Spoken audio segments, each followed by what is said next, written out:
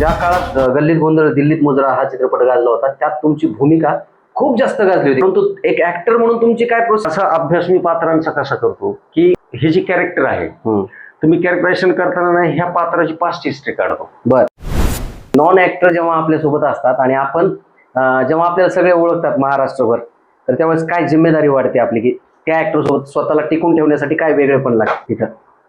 की रायटरने लिहून दिले, डिरेक्टरने सांगितलंय, तर तुमच्या डायलॉगच्या वेळेस तुम्ही ऍक्टिव्ह असतात. पण ज्या वेळेस ना पुढचा कॅरेक्टर डायलॉग डिलिव्हरी करतो त्यावेळेस ना आपण काय करायचं हे कळत नसतं. बीडची त्यावेळची काय परिस्थिती होती? संसाधन नसायची, आम्हाला जागा सुद्धा नसायची. मोबाईल तुमच्या काळात जेव्हा नव्हते तेव्हा काय काय गोष्टी तुम्ही एन्जॉय केल्या जे आज तुम्हाला या डिजिटल युगात दिसत नाहीत? आणि काय ना लहानपणी ना एक मजा होती बघ. एकोपा सुटलाय